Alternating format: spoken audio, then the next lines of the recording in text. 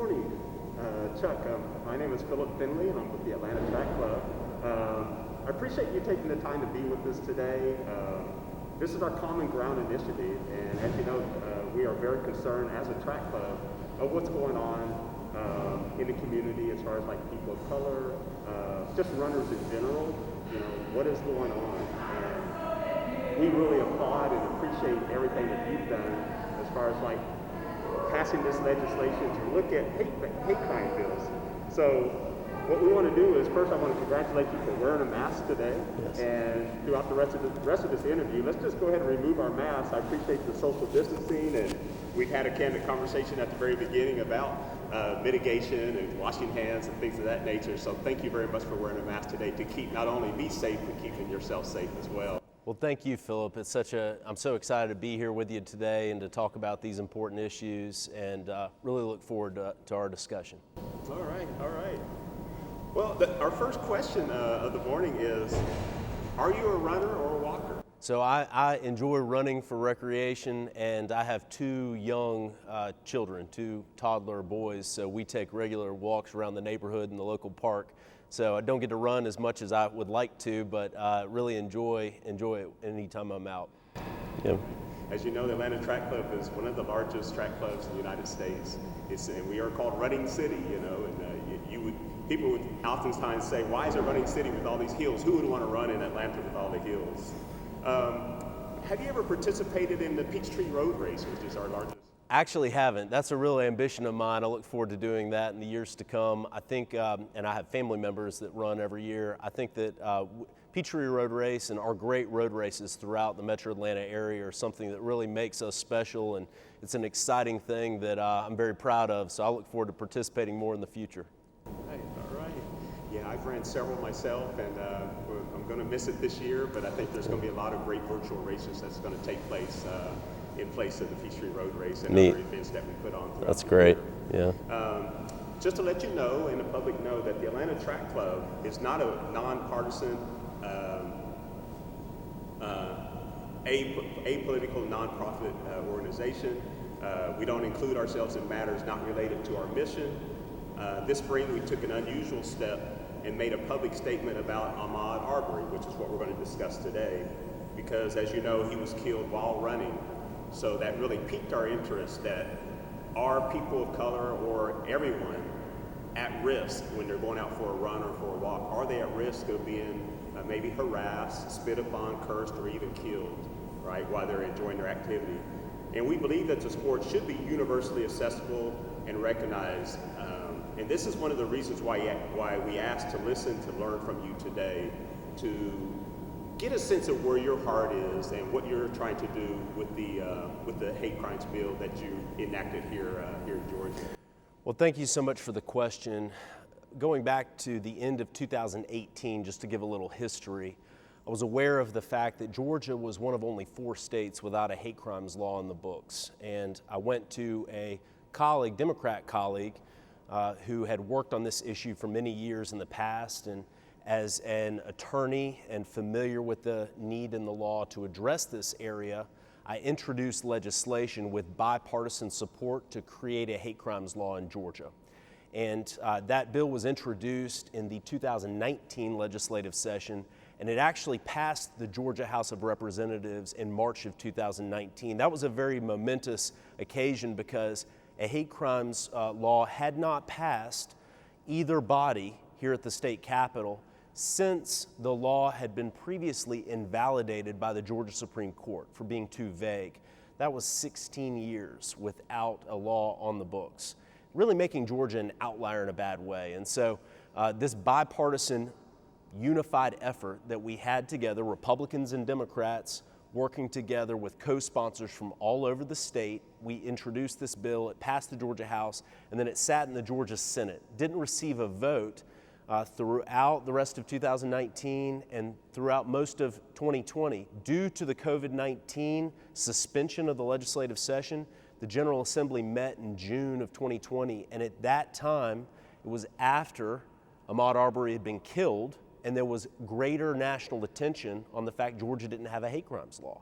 And it was at that point in time that the state Senate did take up the measure and passed it the governor signed the law signed the bill into law, HB 426, on the final day of the legislative session this year. And so now, as of July 1st, 2020, Georgia does have a hate crimes law on the books, and that was really an exciting response that was that I think was made. We had been working on this, of course, before Ahmaud Arbery was killed, but in my conversations with his mother, Ms. Wanda Cooper Jones, and my understanding of the real attention that came to the Georgia hate crimes law, that I think compelled some public officials down here to take action on this issue.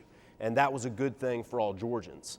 I know we're going to talk a little bit further about some of the background in that, but I think that Georgia's sent a very clear message that this state is too great to hate, that we are able to take action and work in unity when we need to. We had passed this bill in 2019, but getting this across the finish line is what we really had to do this year when members of the state Senate agreed to support the legislation. Chuck, I hear the passion in your voice and coming from your heart. Are there other members that have taken on this same passion and pretty much picked up the torch and said, you know what, Chuck, you're right. Why are we an outlier, right? So what is it about you? This is probably something in the state of Georgia that's probably unpopular in the GOP, or something like, why would you spend time on this? Tell me, why would you want to take up something like this that may be unpopular to the GOP and many people, many citizens throughout Georgia, to get this in law? Why is this important to you? I don't believe that we have enough unity and unifying messages in politics. I think that on many issues we really agree. So I'm a Republican, and I co-sponsored this legislation with Dean Calvin Smyrie, a Democrat member. The Legislative Black Caucus supported the bill that I introduced, as well as many other organizations and groups. Georgia Equality, NAACP of Georgia, all testified in favor of the bill. I think that opportunities for cooperation to get meaningful things done for the citizens of the state is each of our responsibilities as legislators. So I'm a chairman in the State House of Representatives. I represent a district in Decula and Lawrenceville, and my opportunity, I think, to come down here with ideas to unify people is a good thing. Another example of that is, since Ahmaud Arbery was killed, there's been real question about Georgia's citizens arrest statute. Now, just to give a little background briefly on that, that was the statute that was used by one of the reviewing district attorneys in the case to initially decide not to pursue charges against the killers. And we looked at that law, and the committee that I chair is actually really studying this issue right now for legislation in the 2021 legislative session. And what we found is that this law is on the books in all 50 states, that it came from common law and just historic laws that were in place.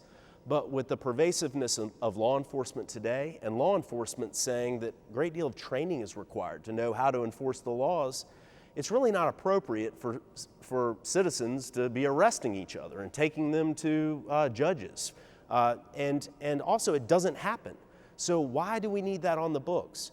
And I think that we have a really exciting discussion taking place in Georgia right now, which is, if we can repeal laws like that, we can send an even stronger message that we're focused on good, positive public policy, and we're willing to make Georgia the first state in the country to do that. And so that's another example of an issue that we're working on right now, which I expect we'll see action on in the next legislative session. In your opinion, do you feel like it has taken too long? Like, why the Arbery case? Why did that have to happen in order for action to finally take place?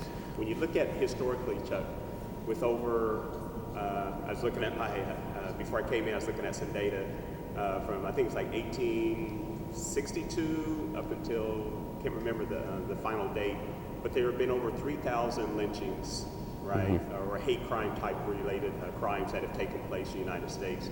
And those were the ones that were reported after the Civil War. Forget about the ones coming from the 1600s up into the Civil War, but over 3,000. And in the state of Georgia, as you know, over 400 lynchings have taken place. And I'm just wondering, with the Arbery case, what is the connection? Why did it take something like this? Why did it take so long for something like this to finally people say, I've had enough? You know, it's almost like the George Floyd events as well. But that's another issue that is also paramount to the Arbery case. But just wondering, is the state of Georgia about to change?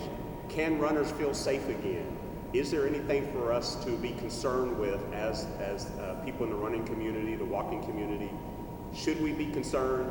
Should there be more media attention, like our conversation that we're having today, saying, hey, a while back a young man was murdered. Georgia runners, do not be afraid.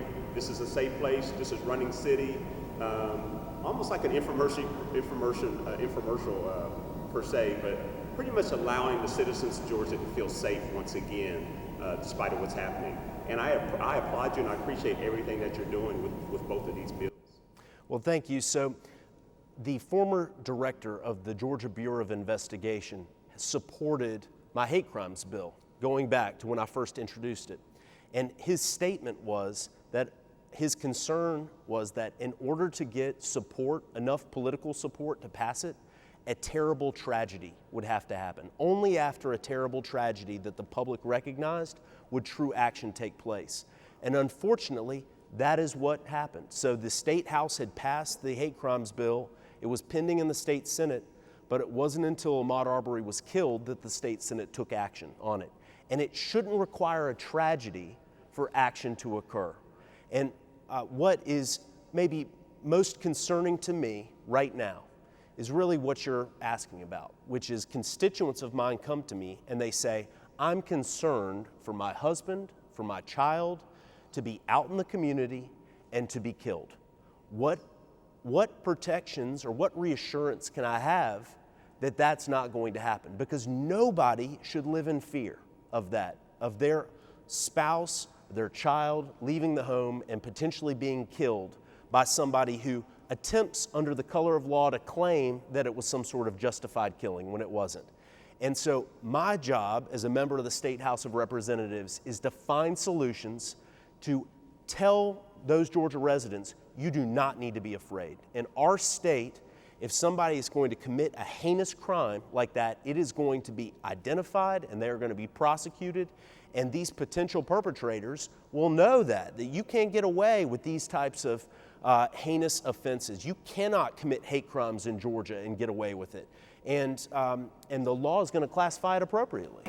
Isn't it surreal? I mean, you know, with your background and everything you've accomplished so much in your life, you would think, going all the way back to grade school, I'm just kind of digressing for a moment, that something as common sense has taken someone's life, that we shouldn't even be having this conversation, right? It's almost like a plea of insanity to think maybe back in, I'll go back again about in the 1800s and early 1900s, that individuals would get together and decide in the middle of the night to go and take someone of color, drag them out of the house and hang them on a tree, and then use that as a trophy, take pictures and say that this was justified because of the color of their skin. And so even today that you're tirelessly here, you're early Friday morning, you're here tirelessly continuing to work on this effort. And it's just great that people have not given up on the fact that we have to come out with bills and laws to protect citizens, black and white, right, from these type of situations occurring. Just to give you a little bit about my background, I'm from Pratt, Kansas. I grew up in a small town in Kansas. My dad was a junior college All-American in basketball in Oklahoma. He grew up in the Jim Crow South. And what happened was when he met my mom, he used to travel back and forth from Oklahoma to Kansas to meet my mom before they got married. And so when he met my mom, he said, you know what? I'm going to marry you. And the reason why I want to marry you is because whenever we have children and they're old and things like that, they won't have to sit in the balcony of the theater. They can sit anywhere they want in the theater. And that's what drew him to Kansas to play at Pratt Junior College in Kansas, was the fact that I don't want to be under that type of subjugation anymore, and I don't want my children to have to suffer anymore. But going back to what you're doing once again, I hope and pray that across the aisle that people will begin to realize that Chuck can't do this on his own, or the other gentleman you spoke of, the Democratic individual as well, that this makes perfect sense, right? People need to be protected, men and women alike who are out running. I would applaud you. Just continue to keep up the great work. Here's another question. In your opinion, why did it take a violent act, as you stated, like Ahmaud's killing, to get Georgia to finally pass a hate crimes bill? I know you pretty much touched on that a few seconds ago. But why would it take a violent act in order for the bill to get people's attention to say, like, this is very important and we need to finally act because now someone has lost their life and this is the moment we've been looking for to go ahead, you know what I mean? It's just kind of very... Well, I want to thank the Atlanta Track Club for the passion and the courage to speak out about true justice and to address these issues, these very important issues for our state, which can sometimes, some feel, can be very difficult to talk about. But we have to talk about these things. I think that there are many in politics, those that work around politics, there are some in the media. There are people different that really play on division and try to really divide. And I think that there are great opportunities for unity, and that we have there are many issues like the one we're speaking of today, where when it's explained and individuals are educated about the history of our state and the need to have a hate crimes law on the books, for example, that there's real consensus. Just once individuals are educated about the history and told about the importance and hear from law enforcement as to the need and hear from victims and victims' families as to the need. I think what I hear you saying, Chuck, is, I'm cutting you off, common ground. When you hear about common ground, Rich Kenna and the Atlanta Track Club have come together and said, you know what, this is all about common ground, right? The ground that we run on, the ground that we walk on, whether black, white, brown, doesn't matter. What does common ground mean to you in terms of the hate crimes bill and, as you stated, the people of Georgia? What does that how does that resonate to you when you think about common ground? Having know that, just a few short weeks ago, John Lewis was here. Right. He spoke sincerely and very compassionately about common ground. What does common ground mean to you in the things that you have talked about? Common ground is, I think, what's so important to public policy and our legislative process, which is looking to find common interest, looking to find issues where there's cooperation to do justice, to do the right thing, not looking on others I think it's looking on others with true love and respect, right? Treating others as you want to be treated, that just very basic concept that allows you to really find the issues where there is agreement.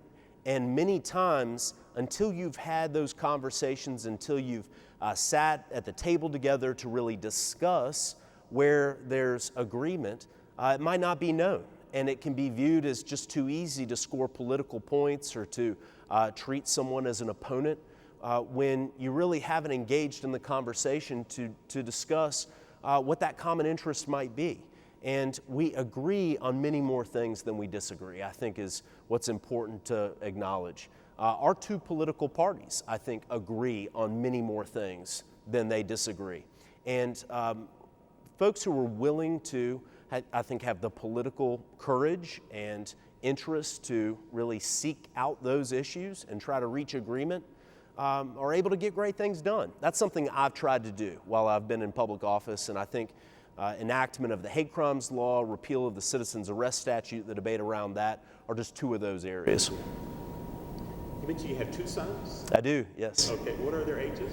So 2 and 1, back to back, yes. Congratulations. Yeah, thank you. I have a 26-year-old daughter myself. Your sons, how are you introducing or how are you speaking on these issues to your children?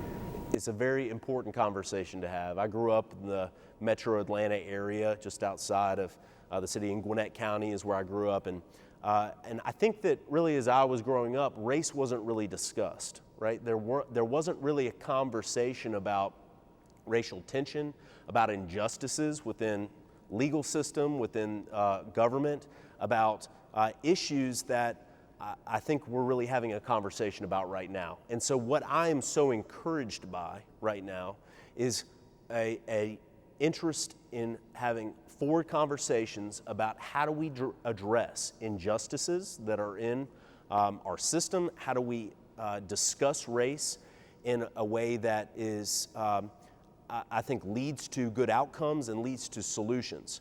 I always feel like when we have really huge problems, we have to break those problems down, as we all do when we face these kinds of things, break big problems down into parts and try to really work to address those different parts, incrementally make beneficial change.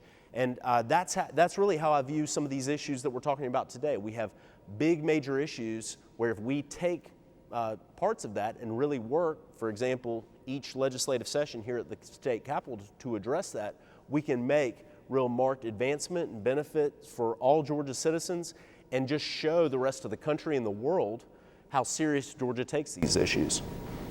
Listen, the Atlanta Track Club, pretty much, what do you think about these benches? Is this something that you can do in your legislature when you cannot agree on a certain issue, that you can come together and say, hey, we're going to go sit down on the bench, right? We're going to go and iron this out, right? I love it. Yes, I think that conversations like this is how we really make progress. Folks who are willing to have in-depth conversations like we're having right now, doing it on the bench, set place to go, I think is a wonderful thing. So I hope maybe we can have some benches like this left here at the state capitol. So. All right. You were born, as you stated, raised and educated in the Atlanta area. What progress have you seen with regard to conversations on race in your lifetime? Pretty much, other than what you're doing now, which is probably, I know you've done a lot of great things. This is big for people like myself, right? What other things do you feel hopefully haven't trumped this, or you feel like this is the biggest thing that you've ever done and you can't sit on this? This is something that should occur and it should happen.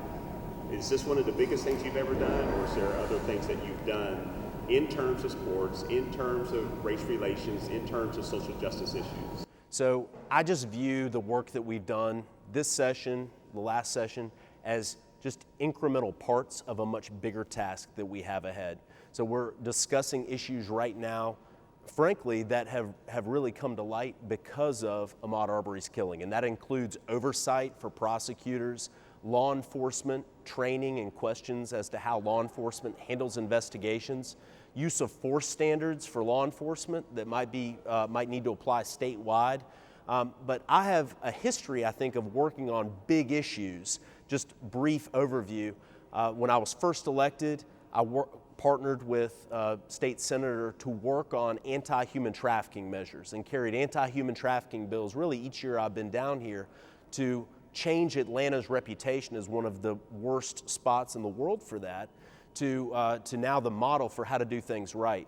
Alzheimer's and dementia issues for our senior citizens has been a big issue, and I have worked many sessions on legislation to assist caregivers and assist patients who are going through Alzheimer's and dementia, so that we are a model also in that area in some great public policy.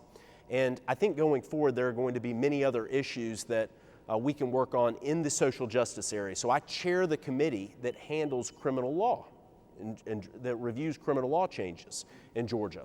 And at least as far as the State House of Representatives goes, we are prepared and ready to address these big issues, to have big conversations going forward that I think continues from criminal justice reform.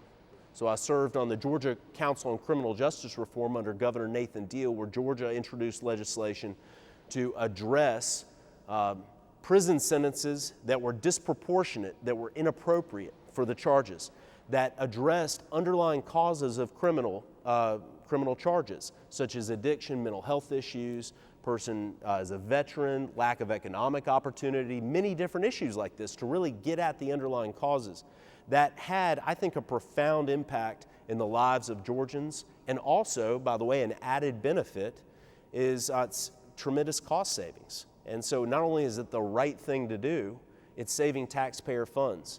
These types of solutions are out there. We see them in other states. We see them in think tanks that propose different ideas. And I think the willingness to really go out there to really push for these important ideas is something that I plan to do in the future, as long as I'm a legislator here at the state capitol.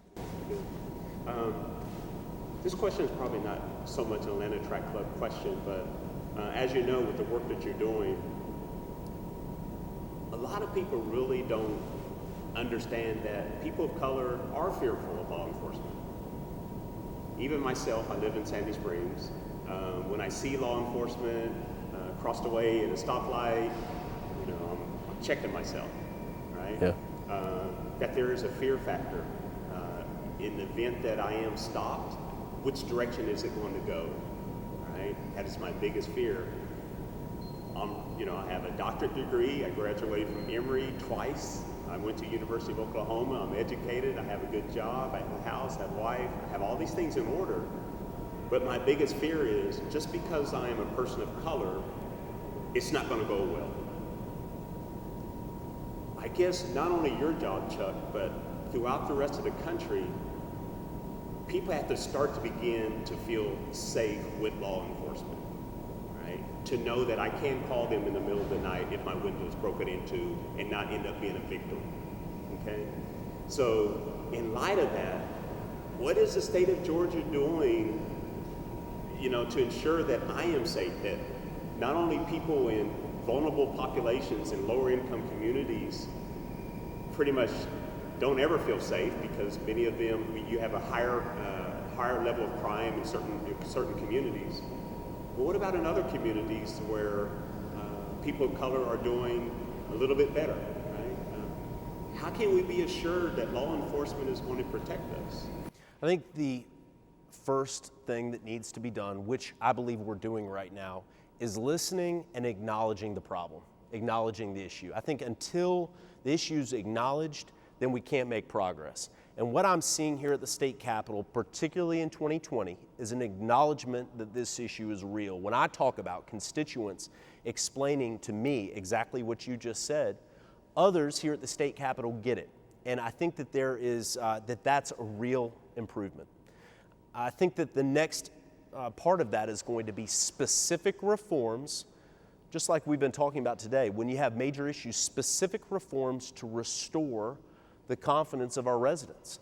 That is, it is unacceptable for citizens of this state, for anyone who's passing through this state, to feel that kind of fear or concern, to be concerned that law enforcement that is being funded by their tax dollars, that we all are charging for our protection and asking to keep us safe and to enforce the laws that are passed here at the state capitol.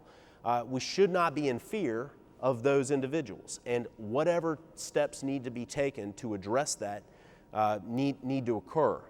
Maybe I won't get into a lot of the details here today. We can do that in a more in-depth conversation later, but I think that you're going to see specific proposals to address that going forward, because this conversation needs to be had, and that begins with listening and acknowledging the issue. And training. Training, without a doubt, absolutely. Yeah. Okay. This is a great Atlanta Track Club question that we want to ask, right? I imagine there is much stress carried out by you and others in the legislature.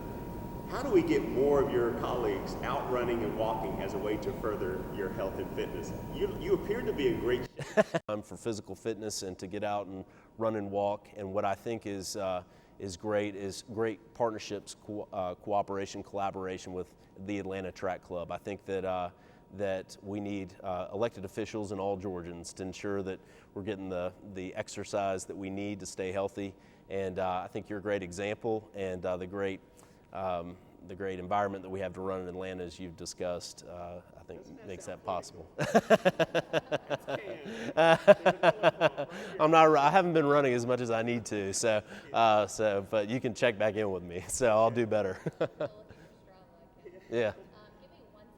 Chuck, here's another great Atlanta Track Club question that we would like to ask you. Okay.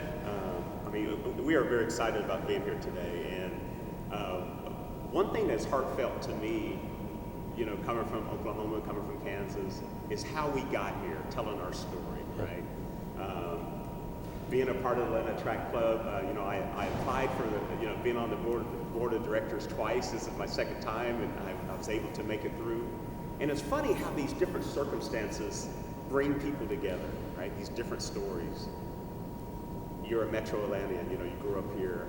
I'm from Oklahoma, grew up in Kansas, and yet we're sitting on a bench talking about a young man who was shot and killed on the streets in Brunswick, Georgia, and legislation that's going to hopefully improve and make people feel safer in the Atlanta area or the Georgia proper area.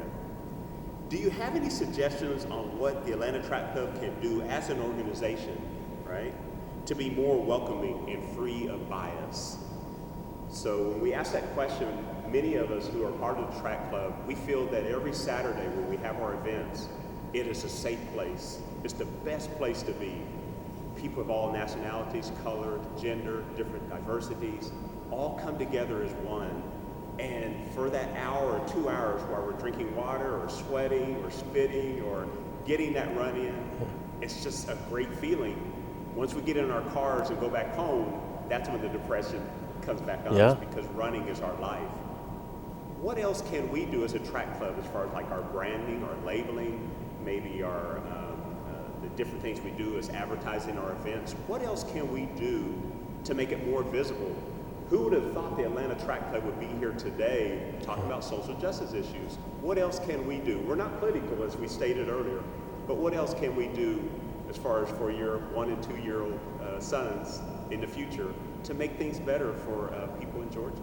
I think that the branding idea and discussion is really important. So we want Atlanta to be known throughout the country as leading the way on these important issues.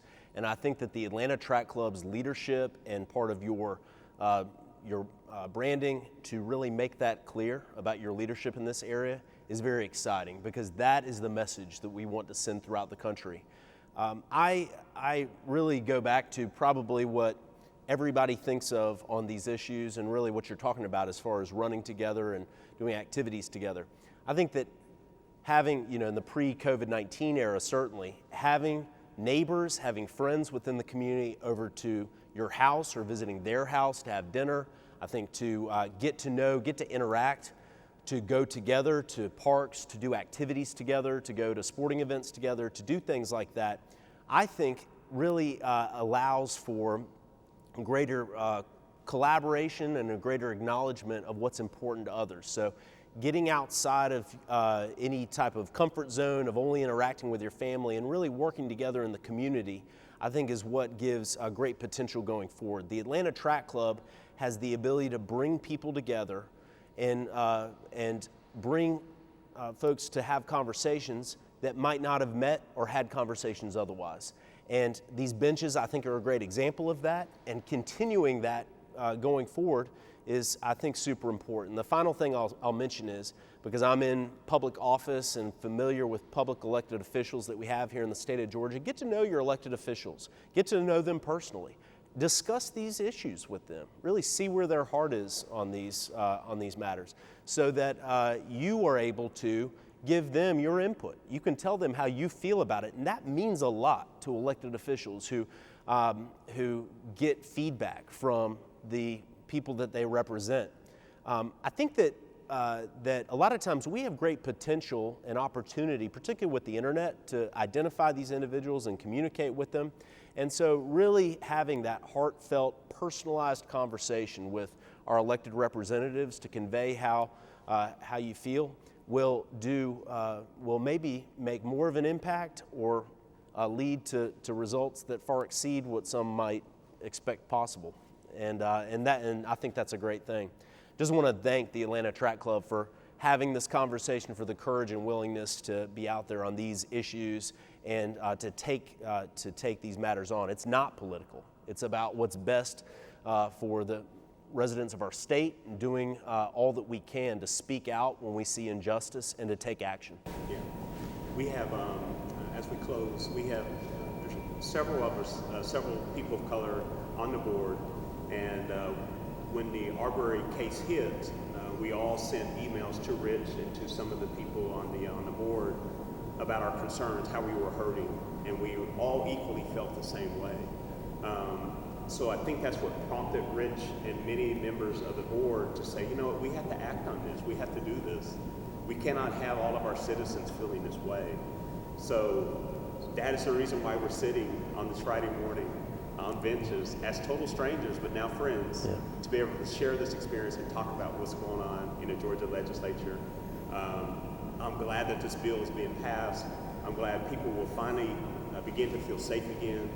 And going back to COVID again, I mean, you know, this social distancing thing, it may seem strange to people. In the next 10 or 15 years, your children are going to look at this video and they're going to laugh and say, wow, that is really unusual. But they'll understand this is why we did it. Yeah. Well, I just want to thank you for the opportunity to have this discussion. Want to thank the board and all the members of the Atlanta Track Club for these important, I think for these video messages to really convey the great work that's being done in our state and the great conversations that we need to have. And I'm grateful for our friendship now and opportunity to work together in the future from the experience here, having a discussion on the benches. So thank you. Thank you, Phillip. Thank you very much. Yeah.